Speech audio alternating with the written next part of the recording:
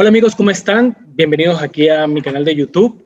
Estoy muy contento porque hoy tengo un invitado que me cayó del cielo, realmente siento que ha sido así. Tengo rato investigando sobre el conuco, que bueno, él nos va a hablar y realmente pues no hay mucha información sobre este tema, aunque bueno, él me está diciendo que sí hay, pero no se le da mucha publicidad.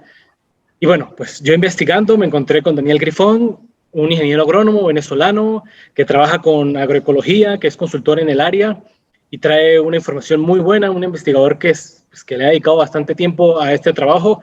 Así que, hermano, bienvenido, cuéntanos y son todos tuyos. Gracias. Bueno, primero que nada, un saludo. Para mí es realmente un placer. Y, y te agradezco, Fito, que me hayas invitado, y particularmente te agradezco que me hayas invitado a hablar de este tema, pues que es un tema que tal vez no aparece tanto como uno cree que debería aparecer, porque es un sistema, digamos, agrícola que es realmente maravilloso, como espero poder mostrarles. Entonces, miren, lo primero que les quiero decir, ¿no? Lo primero que hay que decir sobre el conuco es que es, sin lugar a dudas, el sistema de agricultura ancestral más importante de Venezuela, ¿no? Conuco es una palabra que originalmente es una palabra taíno que utilizaba ese grupo indígena para hacer referencia al lugar en el cual hacían agricultura. En Venezuela se utiliza para referirse a distintos sistemas de agricultura indígena del país y también algunos tipos de agricultura campesina. Entonces, es importante, cuando uno habla del conuco, considerar que es una palabra que se emplea genéricamente para designar a un conjunto amplio de diferentes sistemas.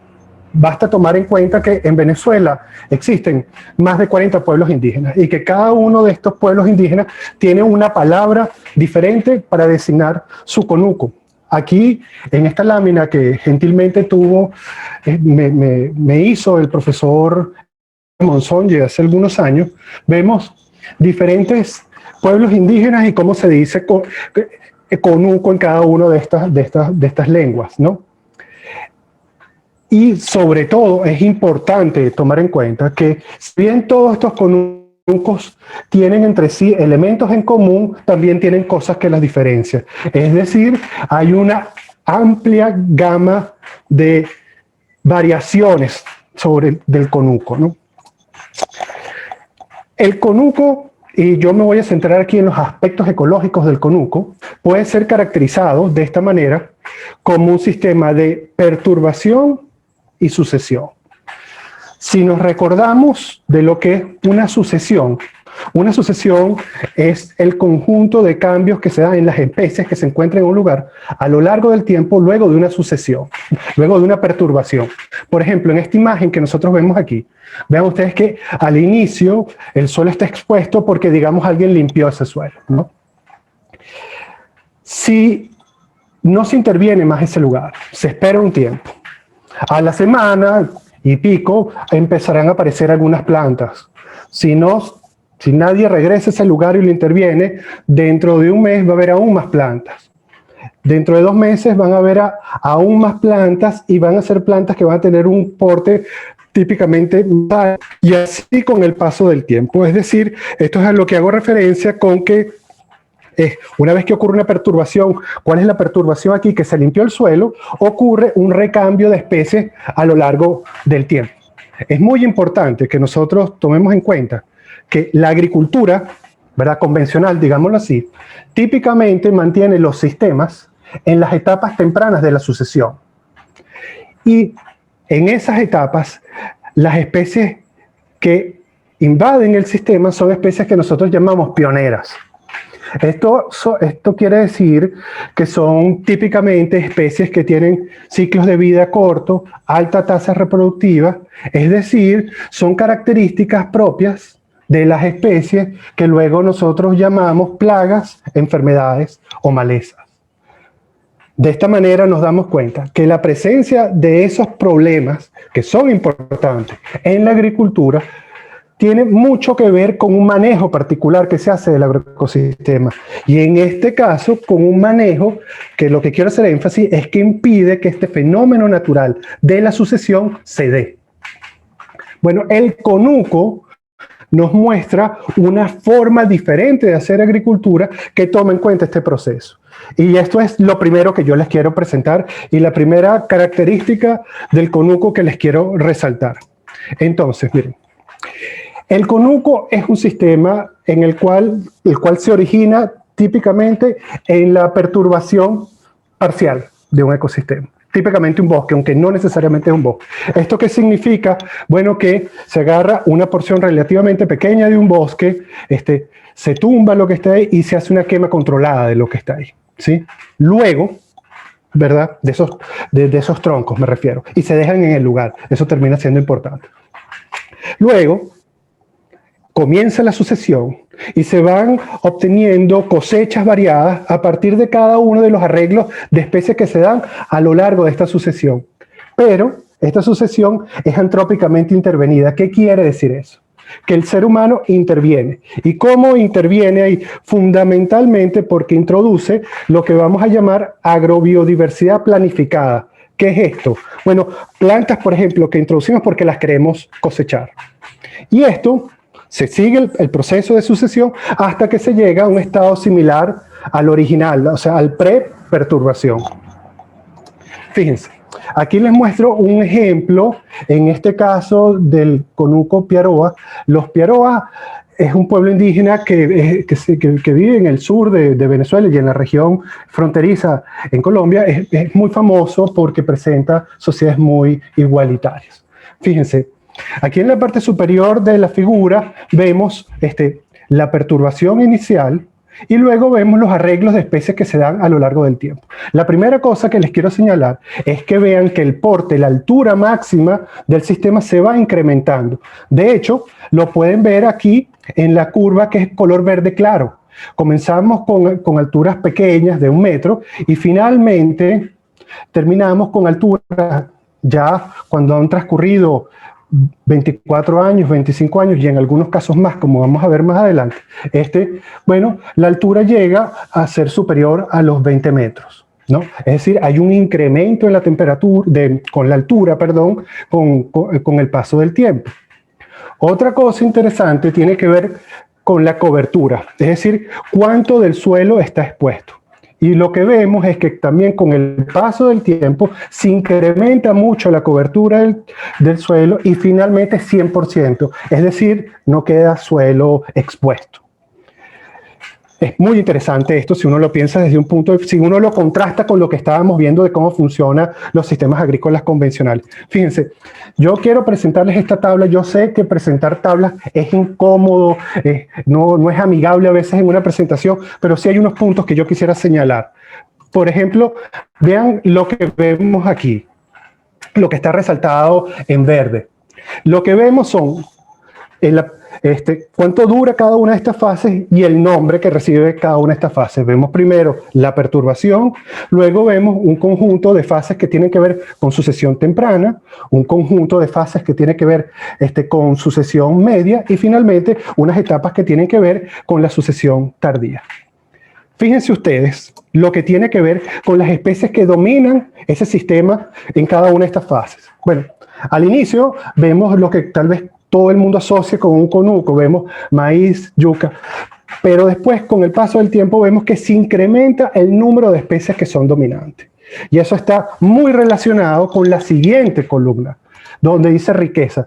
Riqueza quiere decir el número de especies que hay en el sistema. Y planificada, lo que quiere decir es el número de especies que se ha introducido en el sistema porque se quieren cosechar. Y lo que vemos aquí también es que siempre son muchas las especies, pero vemos que también se incrementan con el paso del tiempo. Otra cosa tiene que ver con el número de especies que encontramos por 100 metros cuadrados. Y vemos que esto también se incrementa muchísimo finalmente, la última columna nos vincula con el gráfico anterior y es lo que estábamos viendo, que también se va incrementando la altura. Pero de todas estas columnas, la que yo creo que es la más importante es esta que dejé para lo último, la primera. Porque uno podría pensar que todas estas son cosas que desde la ecología se están imponiendo en el sistema. Sin embargo, esta primera columna nos habla de cómo se señala en lengua piaroa cada una de estas fases. Y vemos que se corresponde con lo que venimos diciendo. Entonces, para aquí, digamos, redondear. Lo primero, ¿qué vemos nosotros en estas tablas y en lo que hemos visto hasta ahora? Que existe un patrón. Y el patrón es un incremento, un aumento de la biodiversidad en el tiempo. Y es muy importante tomar en cuenta que es desde un punto de vista horizontal, pero también vertical. Esto último, ¿qué significa? Que con el paso del tiempo se van incorporando al sistema diferentes estratos productivos. Es algo maravilloso, me parece a mí. Otra cosa que es para tener una idea de la justa medida de la complejidad de este sistema, es que una persona típicamente tiene múltiples conucos y además estos están en diferentes etapas, por ejemplo, algunos en las etapas tempranas, otros en la etapa media y otros en la tardía. De esta manera nos damos cuenta de la complejidad que involucra este sistema, que es una complejidad que se manifiesta en diferentes dimensiones. Entonces, esto era lo primero que yo quería señalar, ¿no? Es un sistema que trabaja con la sucesión. Es decir, yo creo que esta definición, es decir, definir el conuco como un sistema de perturbación y sucesión es importante porque erróneamente se ha circunscrito los conucos a los primeros años del sistema. Es decir, cuando en el sistema se encuentran, por ejemplo, yuca, ají, maíz, ¿verdad? Y la siguiente fase se considera como un barbecho. Y la gente lo que dice, bueno, ahí el suelo está descansando. Bueno, eso es, en primer lugar, una profunda subestimación de la complejidad real de ese sistema. Y además, y es algo de lo que voy a hablar más adelante, es una manifestación de desdén y menosprecio por esta forma particular de agricultura. Es cierto que hay conucos que no cumplen con esta definición. Hay típicamente conucos campesinos que no involucran la sucesión. Sin embargo, yo aquí me voy a centrar en estos sistemas más complejos que son tal vez los más interesantes. Ok, entonces el primer tema era que es un sistema que trabaja con la sucesión. El segundo tema que les quiero resaltar sobre el conuco es la importancia que tiene en las interacciones.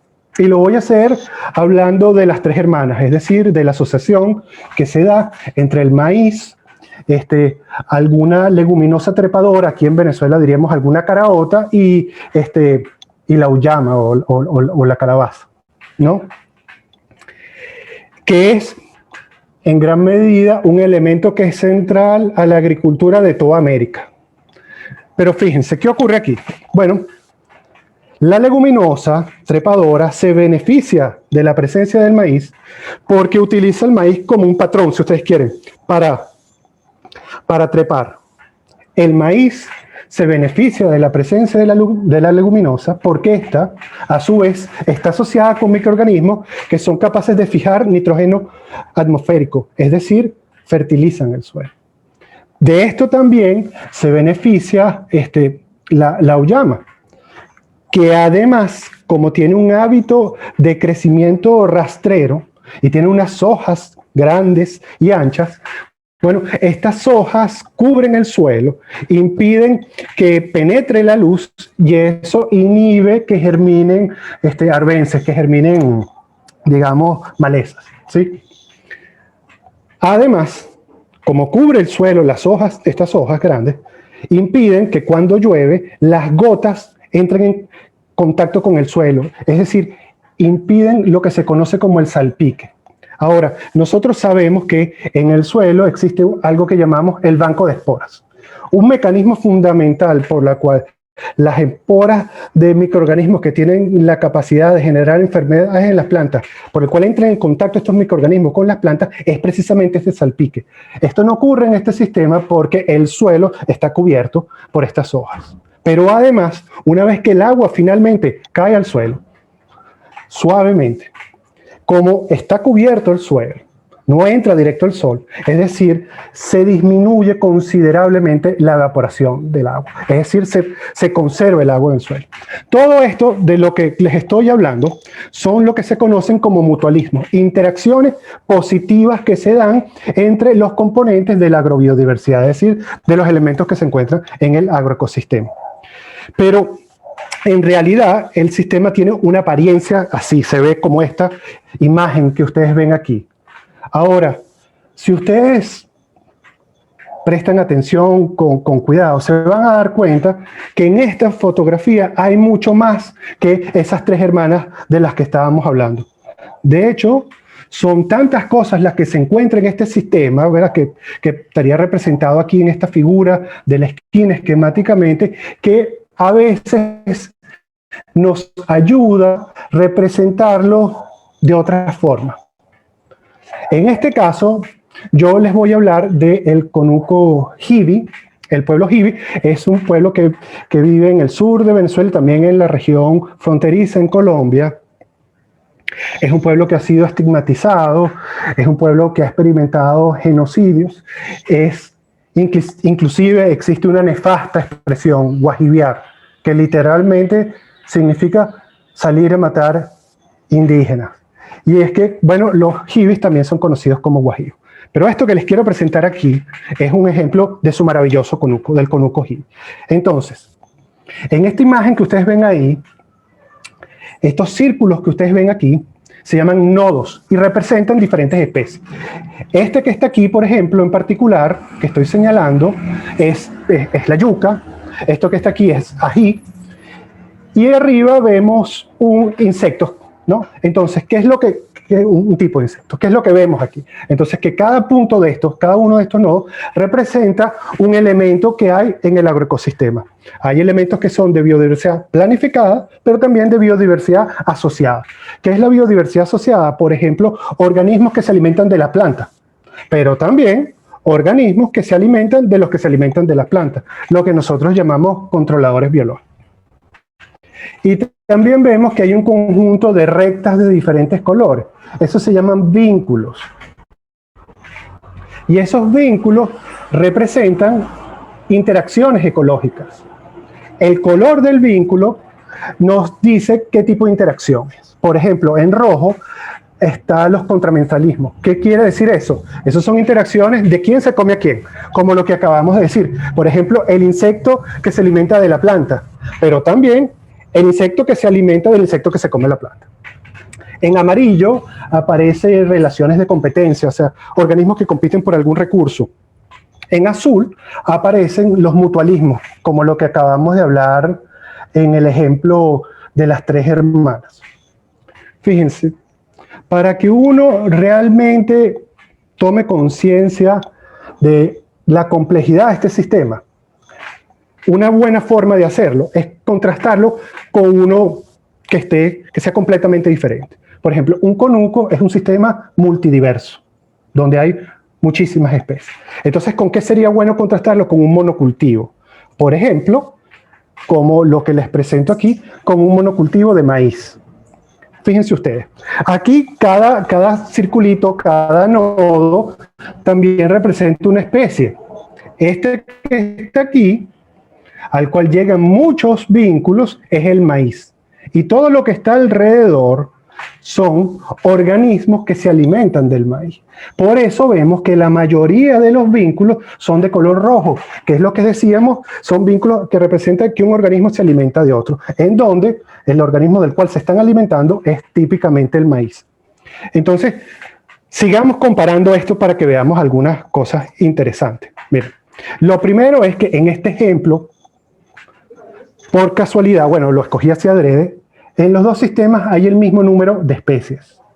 Sin embargo, en el monocultivo hay una sola especie de agrodiversidad planificada, es decir, una sola especie que se va a cosechar, mientras que en el conuco hay 11.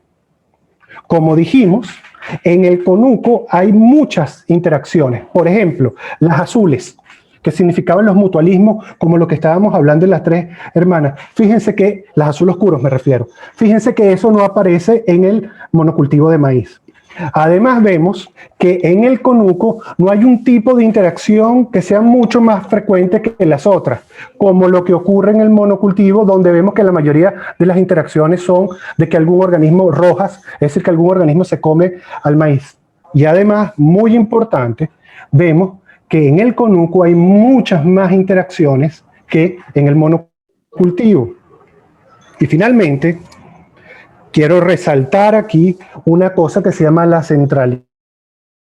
Y la centralidad se puede explicar viendo la red, esto se llaman redes, la red que representa al monocultivo. Y donde vemos que al maíz, el maíz centraliza muchas de las interacciones. Es decir, nosotros viendo la red del monocultivo de maíz, vemos que hay una especie que acapara casi todas las interacciones, cosa que no ocurre en el conuco. Y como vamos a ver más adelante, eso tiene una importancia muy grande en el funcionamiento de ese sistema. Entonces, para resumir lo que hemos visto aquí, 1, en el conuco hay más interacciones. Además, hay mucho más mutualismo y mucho menos centralidad. ¿Cómo se refleja eso en el funcionamiento de estos sistemas? Fíjense, aquí aparece uno sobre el otro y sobre todo me interesa esta gráfica que se ve aquí, por ejemplo, en la parte superior derecha. Vamos a agrandarla para que se vea mejor. Fíjense, cada una de estas líneas que está aquí representa la cantidad de individuos que tiene cada una de las poblaciones, que en este caso se alimentan del maíz. O sea, por ejemplo, insectos o microorganismos que se alimentan del maíz. ¿Qué es lo que vemos? Que sus cantidades se incrementan muchísimo y luego cae. ¿Qué es lo que está ocurriendo ahí? Bueno, eso es lo que nosotros llamamos una situación de plagas. Es decir, hay un crecimiento exponencial de todos los organismos que se alimentan del maíz y luego que el maíz se acaba, el sistema colapsa. Es decir, esto es lo que nos explica por qué en ese tipo de sistemas que son tan simples desde un punto de vista ecológico, que están sobresimplificados ecológicamente, no se obtienen cosechas si el ser humano no interviene, por ejemplo, aplicando algún agroveneno. Veamos lo que ocurre abajo, en la gráfica que representa al conuco. Vamos a agrandarle un segundo. Y nosotros lo que vemos ahí es, primero, que nunca se alcanzan poblaciones tan grandes, y además que las poblaciones oscilan, ¿verdad? Y es lo que pasa cuando uno camina por un conuco. Cuando uno va caminando por un conuco, uno ve que hay un poco de insectos que están volando de un lado para otro. Algunos de ellos se alimentan de la planta, algunos de ellos se alimentan de los que se alimentan de la planta. Pero lo que es fundamental es que en ese sistema no hay crecimientos exponenciales. Es decir, no se dan situaciones de plaga. Y el sistema persiste y finalmente nos entrega cosechas. Es decir, el sistema se autoorganiza porque es más complejo ecológicamente y nos termina entregando cosechas. Entonces, aquí quiero comenzar a hablar de qué enseñanzas nos da el conuco. Y quiero centrarme, que son muchas, ¿no? Pero quiero centrarme en enseñanzas que nos dan a las personas que hacemos y diseñamos agroecosistemas, que son sobre todo claves para el diseño de agroecosistemas, que entre otras cosas se autorregulen y que sean sistemas en los cuales sean menos propensos a presentar, por ejemplo, problemas de plagas y enfermedades. Ok, entonces, una primera cosa que vemos aquí, que es clave, incrementar el número de interacciones que se dan entre los elementos de la agrobiodiversidad y sobre todo disminuir la centralidad. Es decir, que la mayoría de las interacciones que hay en el sistema no se centren en por ejemplo, en el maíz, en el monocultivo. Uno dice, bueno, pero esto suena muy raro. ¿Cómo uno puede llevar a la práctica esto? Bueno, en realidad es bastante más simple de lo que uno piensa. Imaginemos, si tenemos una sola especie, ¿con qué otra especie puede interactuar? No pueden haber interacciones ahí. Si tenemos dos especies, ¿cuántas interacciones puede haber? Una. Si tenemos tres, ¿cuántas puede haber? Tres. Pero vean qué interesante lo que ocurre a partir de 4, 6. Y a partir de ahí, ¿cómo crece el número de interacciones? Vamos a graficarlos para que vean. Vean que explota el número de interacciones. Y esto trae estos son no necesariamente interacciones que se dan, pero son interacciones posibles. Pero esto trae consigo el beneficio que disminuye la centralidad del sistema, que es algo que estábamos buscando. ¿Qué más nos dice el CONUCO? Nos dice que en nuestros diseños debemos incluir interacciones positivas, como esas que estábamos hablando cuando las tres hermanas. Y la gente a veces dice, oye, pero esto es como muy abstracto. Bueno, no necesariamente es tan abstracto como uno piensa, porque diversificar los sistemas es la base de la agricultura alternativa. Llámese esta agricultura regenerativa, agroecológica, biodinámica. Cualquiera de las agriculturas alternativas se fundamenta en hacer asociaciones. ¿Y por qué hacemos esas asociaciones? Porque sabemos que ciertos cultivos, cuando los sembramos uno al lado del otro, entre ellos se dan interacciones positivas. También sabemos que hay algunos que no tenemos que sembrar en conjunto. Pero además, esto es simplemente con la agrobiodiversidad planificada, pero además nosotros sabemos que podemos manipular el microbioma. Nos recordamos que el microbioma son todos esos microorganismos que se encuentran en las plantas o en sus adyacencias, ¿verdad?, con las cuales interactúa de forma positiva. Es decir, lo que nosotros también llamamos microorganismos funcionales. Y eso, ¿verdad?, es una forma también de introducir en los sistemas interacciones positivas. Fíjense, otra cosa que a veces la gente pregunta es, bueno, ¿y cuánto de cada especie debo incluir en el sistema? ¿Esto significa que en cada lugar de mi agroecosistema tiene que haber una especie diferente? Pues no. De hecho, la solución es, hay buenas noticias aquí, porque lo que nos dice, y esto es producto de muchísimas simulaciones que hemos hecho en computadora, lo que nos dice es que lo fundamental es tener uno o pocos cultivos principales, es decir, una o pocas especies muy abundantes y el resto cada vez en abundancias menores. Porque esto es, en realidad, lo que se encuentra en los ecosistemas naturales. Tanto es así que ese patrón se conoce como un patrón de distribución de especies Preston. Y entonces nosotros vemos que en realidad lo que se hace en el CONUCO es un biomimetismo. ¿Qué quiere decir eso? Que se intenta imitar al interior del agroecosistema el funcionamiento de los ecosistemas naturales. Mire, yo soy consultor en temas generales de sustentabilidad, particularmente en agroecología. Yo trabajo mucho con un centro de investigación y desarrollo que se llama Agroecología, que queda en Chile, donde el clima es completamente diferente al clima de Venezuela. Y nosotros trabajamos mucho con viñedos orgánicos, biodinámicos y agroecológicos. Es decir, son sistemas completamente, uno podría pensar en primer momento, sistemas completamente diferentes al CONUCO.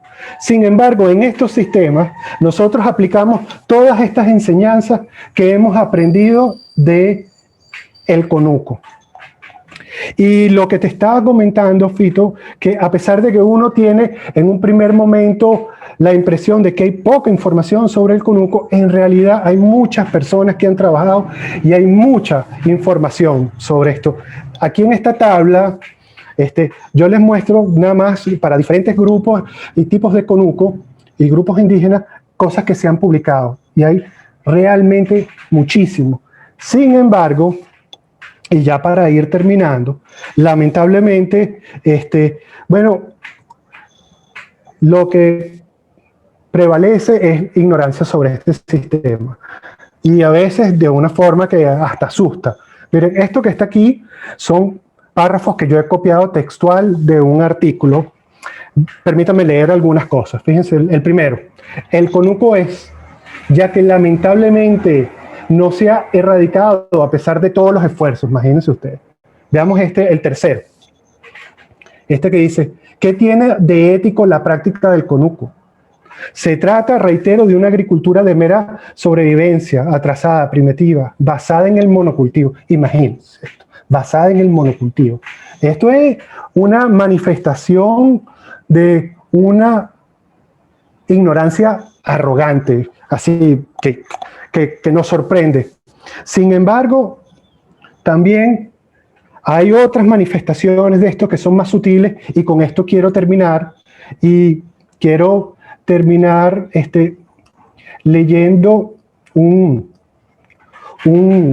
cuento, ¿verdad? Que es un cuento corto, que hace referencia a eso. Se llama Seso, que está basado en una experiencia verdadera. Miren. Apenas un adolescente, entre confundido y asustado, llegué a la pequeña comunidad indígena. Sin avisar, armé mi carpa amarillo chillón en algún sitio no bien pensado.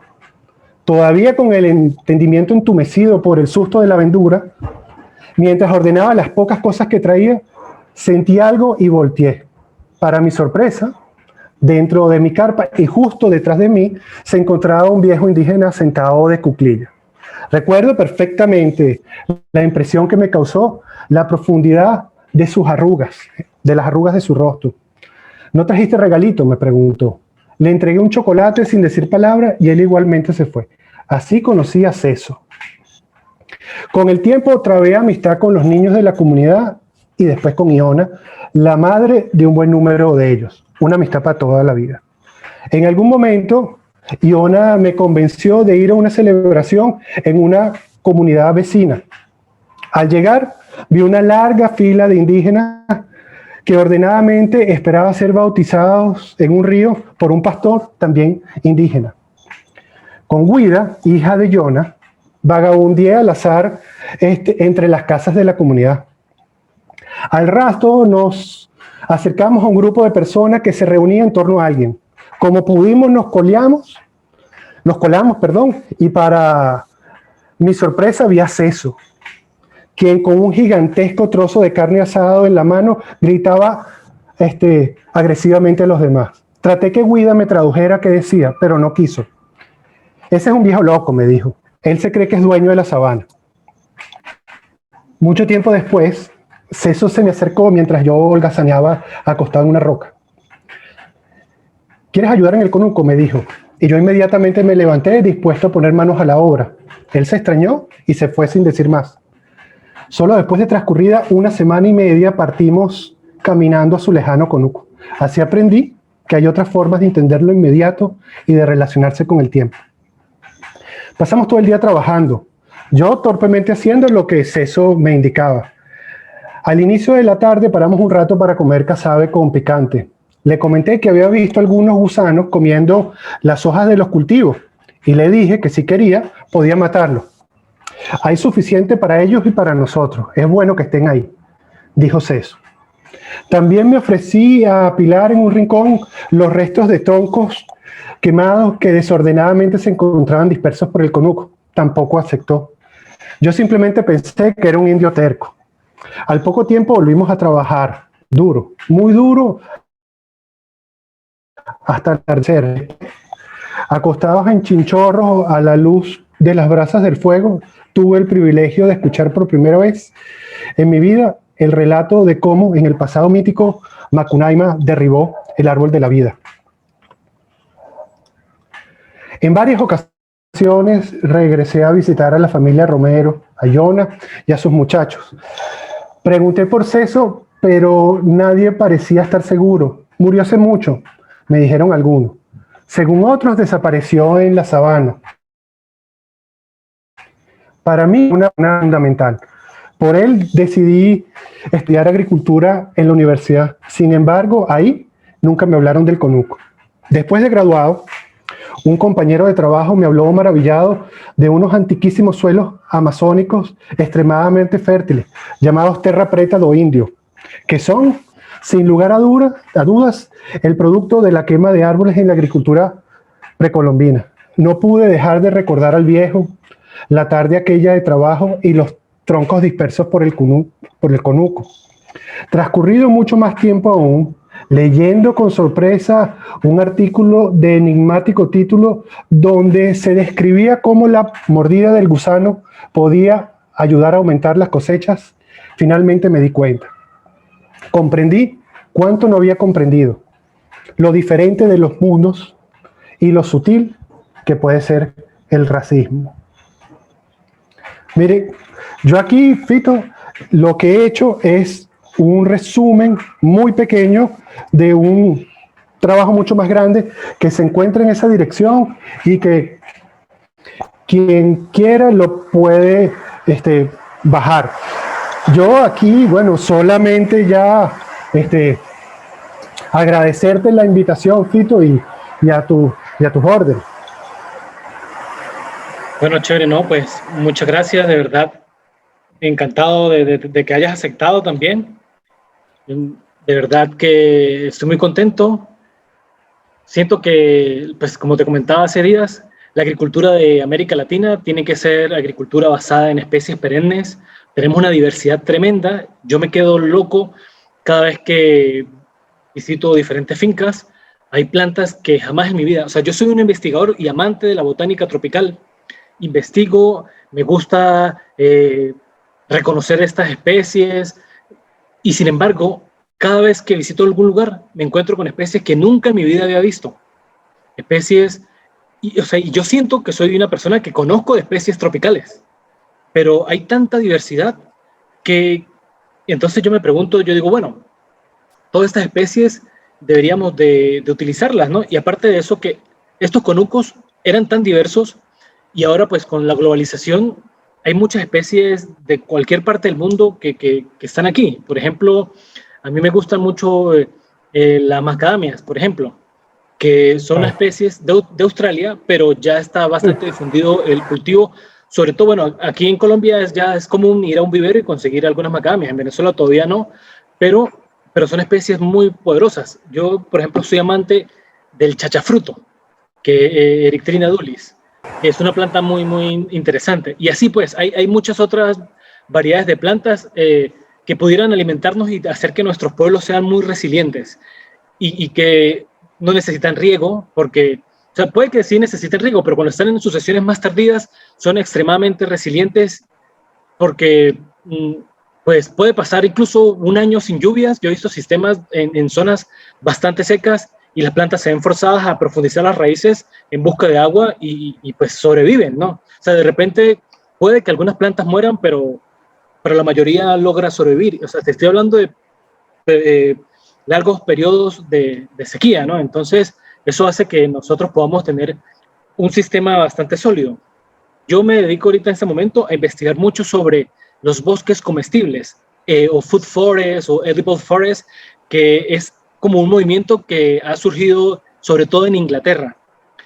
Pero siento que tengo una necesidad enorme de darle impulso a todo este sistema, a este impulso de sistemas agroforestales, porque aquí en nuestro continente nosotros tenemos unas investigaciones muy, o tenemos no tanto las investigaciones, sino una herencia agroforestal muy larga. Y tenemos que pues buscar la manera de popularizarlo. Entonces, claro, yo he aprendido muchísimo, por ejemplo, de Eric Stonmeyer y de Martin Crawford, que son, uno es norteamericano o estadounidense y el otro es inglés. Me leo sus libros, investigo, he aprendido sobre ellos. Sin embargo, aquí nosotros tenemos mucha información que pudiéramos compartir también. A mí me encanta la educación y bueno, y la investigación también. Así que, nada, pues agradezco tu trabajo. Te envío un fuerte abrazo y bueno, si en algún instante estás dispuesto a volvernos a hablar sobre o a profundizar más sobre esto, pues encantadísimo. Cuando quieras, Frito, estoy a la orden y estoy completamente de acuerdo con lo que tú acabas de decir. Yo creo que eso forma parte de reconocer nuestros sistemas ecológicos, la diversidad que tienen y por lo tanto, de esa misma manera, si nuestros sistemas ecológicos son multidiversos, nuestra agricultura también tiene que serlo. Y por eso te felicito por tu trabajo y te agradezco mucho la invitación, ¿vale? Bueno, hasta luego pues, que estés muy bien. Saludos.